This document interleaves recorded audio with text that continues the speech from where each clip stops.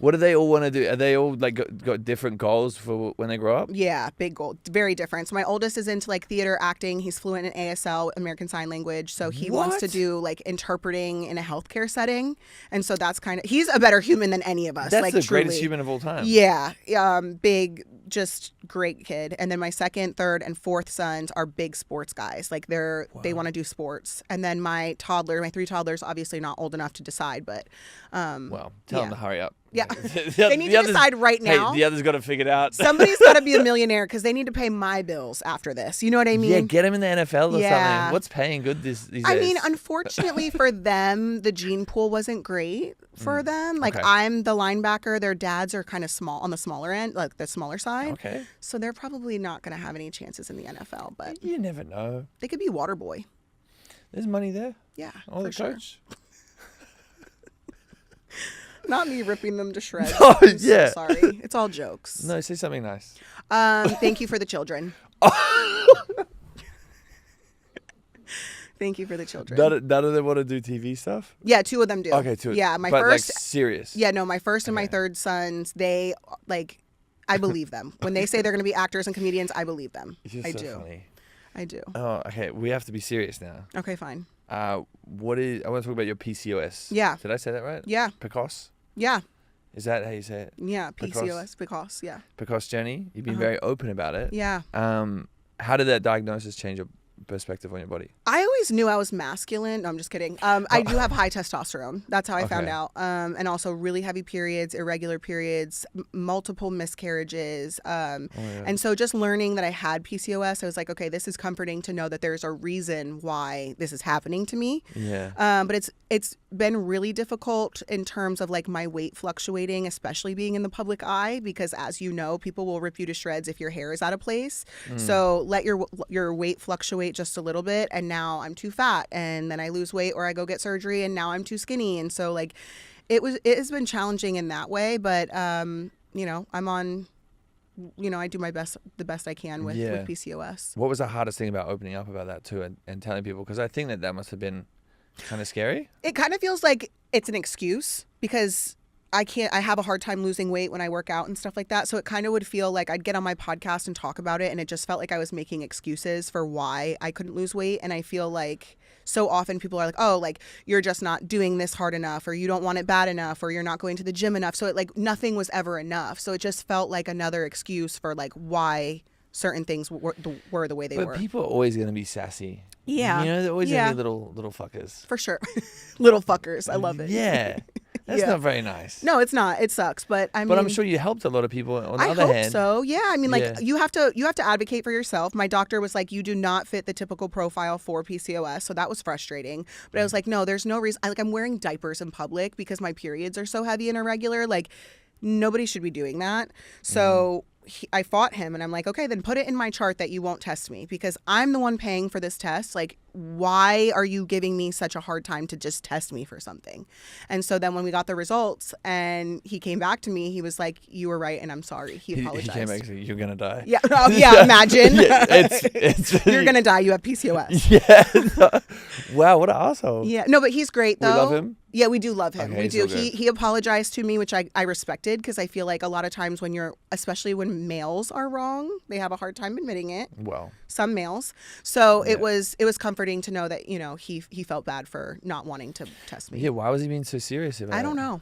Because I didn't fit the typical presentation for it, you know? So. Damn. Yeah. Do you feel more comfortable sharing in front of a camera or to your friends? Because I always find like this is just so much easier. Honestly, it's easier to share to strangers when people like the directors of my kids' private school said they were going to come to one of my live shows. And I was like, ooh, like, do you know what I do for, like, I talk about sex, I talk about pooping myself, I talk about all kinds of things. Oh, you like, shit yourself? Oh, for sure, yeah. Okay. I almost did yesterday, but fair enough. but I found some random guy sitting outside and I was like, hey, can I use your bathroom? And he was like, yeah. So that worked out for me. Okay. But so I was like, I don't know that like the directors of my kids' school should see me perform live. When was the last time you shit yourself? Maybe like a month ago. Oh, okay. Is it just like for fun? You're like, I'm going to... No, it's an accident every time. Oh, okay. Yeah, it's not something I'm proud of, but like we're working on it, you know? Okay, yeah, we can always improve. Yeah, for sure. Yeah, because sometimes I've trusted a fart and it's like, oh, that's got a little bit of extra sauce on it. Yeah. You know? Your listeners are going to not ever appreciate this. I'm so sorry that I brought this chaos to you. This is yeah, you've actually really brought a weird side out of me. I'm sorry. It's your fault. Yeah, I shouldn't stick to the questions, huh? You've known for your tattoos, but you've recently developed a phobia of needles. Yeah, I don't like needles. Isn't that crazy? But like, I have. Hold on, I'll show you. Okay. Whoa. Like. Wow. But like, I don't want to do it anymore. You know what I mean? Well, you're running out of space. Yeah, I might do laser and start over. Yeah, I was like, where do you go? Yeah, Wait. I'm not into needles. I don't like getting blood work done. I don't like epidurals. Like, that's not really my vibe. So when did the phobia begin? Maybe after 2 kids, 3 kids. Okay, but you already had your sleeves in? Yeah. Wow. But then I can still get tattooed a little bit, but I just prefer not to. Like, it hurts. It takes a lot of time. And getting my blood drawn is like a whole other, like, do not poke me. You know what I mean?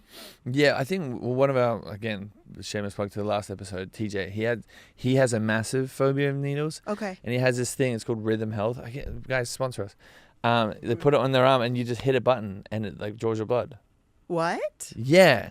Oh, can they sponsor me too? They're not even sponsoring us, but if I they would thought love you said to. they sponsored you. No, they should. They should. And they should do you too. For sure. Guys, give us money. And help her. She's struggling. We have 7 kids. I'm struggling, obviously. She's struggling with needles too. This is tough out here. We're doing the best we can. Wait, would you let your kids get tattoos or no? Yeah, I don't think they will. They don't give tattoo vibes. They're cool. No. And they, like, all of us, I think, are mostly tattooed except for one of the dads. And I just don't think my kids are like into the tattoo vibes. Like, they don't care. Interesting. Yeah. Do you look at tattoos differently now? So much differently. Okay. Like, I think growing up, I kind of just took what people said about them and it was like, trashy people get tattoos, right? But like now I feel like it's more of like an expression. And also I've seen lawyers with tattoos. I've seen doctors with tattoos. And so like, just because you have tattoos doesn't mean you're any more or less ignorant than the next person. So yeah, I don't care. We're all sausages. Yeah, we're also the fact that you called somebody a sauce. I'm going home and saying sausages forever. It's so good. It's universal. It's universal. No one knows what it means. Well, I'm going to tell my kids because they fry me up. They humble me every day. So I'm going to be like, you're a sausage, and they're not going to understand. But it's like their brain is going to do a backflip. Yeah, like what does that mean? Is mum angry at me? No, you're happy? a sausage. Yeah, you're a sausage. No, it's actually quite common in Australia. Everyone has tattoos. Oh, really? Yeah, like even sleeves, professional. Well, like where I grew up, I was gonna get a sleeve, like everyone, and then I got a little one. I'm like, oh, I'm actually a pussy. Yeah. Oh, yeah. They hurt. They fucking hurt. But you can numb, or I mean, I think rappers are like getting put to sleep for them now. I did see that. But that's a little sketch for me. So. You don't like that? Like it sounds good, but no. You know. You wouldn't. So you're not gonna get any more. There's no more iron off. I'm not gonna say never, because then someone will come back and they'll send me this podcast in 10 years and be like, "You said you weren't gonna do this, and then you did." So I'm just gonna say we got to make more statements so that people can be like, "She's a liar." Yeah. That's exactly that. I make so many statements. I'm like, this is gonna ruin my life. I change my mind like I change my underwear. So it's just not. I mean, and it's quite when you're often, shitting yourself, you have to change them regularly. Wow. Okay. Okay. So let's talk about business. There's just so many. I think I'm going to take up stand-up comedy next. I think you should do that. I don't think people will laugh. I think people will be interested, for sure. That's not the same. Well, Harry, that is not the same. As long as there's a crowd there. Yeah, I guess. And the seats are sold. Yeah, it's either that or I'm going to get on SoundCloud. Let's stick with the stand-up. Okay. All right, cool. Why would you get on SoundCloud? I just want to see what I can do, what I'm capable of. I think you've done enough. I think you've done enough. Yeah, I think your capabilities are pretty maxed out. Okay, fine. You're doing it all. You're doing it all. Fine. Okay, so you actually had a podcast with the wife of your ex. Mm-hmm. How did that come about? She called me and was like, let's do a podcast. And I was like, okay, cool. We were going to talk about our co-parenting journey and hope that it was going to help other people. And then I was showing up every week talking about our co-parenting or trying to, and she wouldn't talk about it. So it was like, what is the purpose here? Because I thought we were signing up to do co-parenting conversations about how because we started off hating each other and then we grew a friendship. And so I was like, we have to talk about this journey and like if that's what the premise of this entire podcast is, then let's do it. But it was 50% showing up to talk about it and 50% not willing to talk about it at all. So it was really, really frustrating. Was she ever on camera, or was this like her first time? No. She did a little bit of Teen Mom when we filmed Teen Mom. And so she wasn't like new around the cameras or anything like yeah, that. Sometimes people freeze up. Yeah, and I get that, but it wasn't that. It was more like she liked her privacy, which is fine. Like you don't do a podcast. Right. And so then I had a lot of resentment because it was like, okay, and now I'm starting to see we don't actually co-parent at all. Like I don't co-parent with you and you don't actually do anything for my son. So like that also was something that I was holding on to a lot of like resentment. And so it was like I'm showing up every week for this podcast and then it's not really what we started doing. Do you know what I mean? Did it get to a point where it just exploded? Yeah. And there was a huge fallout, and I sent her a really, really long email that detailed all of my feelings, and I just felt really taken advantage of because I also gave her 50%. So I'm giving you 50% of something that you're not giving 50% to, and then both publicly and privately. And so it was one of those things where it was like, this cannot continue. And, there were some other personal things in there that don't have anything to do with, my son or his dad, but just more personal things. And I was like, I'm not going to do this anymore.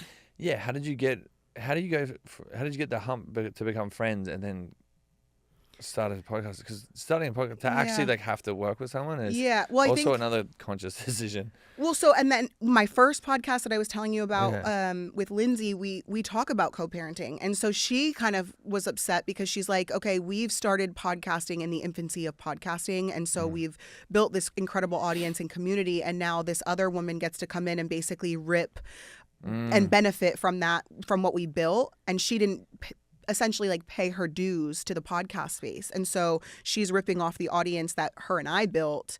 And so she was getting frustrated at the situation too. And so it was just one of those things that I felt like it was best for us to go our separate ways. And, we haven't talked since.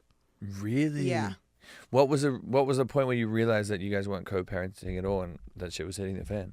I think my eyes started to really open early 2024. So by October 2024, we were done. Wow. Yeah. And would you ever be friends again, or? No.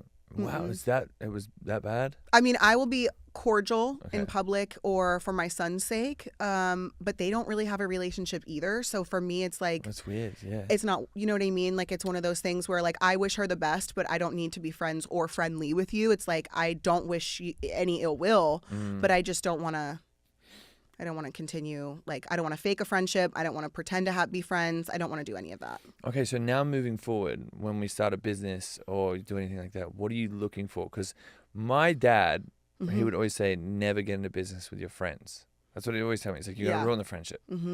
What's your mentality, especially for young women that want to start a business or a podcast with their friend? How would you go about that?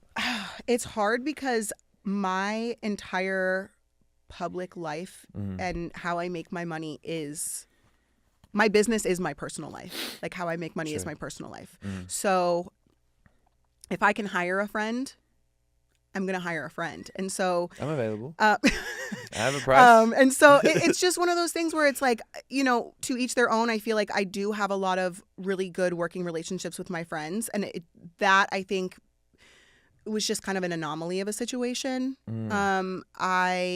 I would still hire my friends because I want, when I make it to the top, I want everyone to make it to the top with me. We don't have to sit at the same table, but I want to bring everyone up with me. And if I can help someone that I know, why wouldn't I?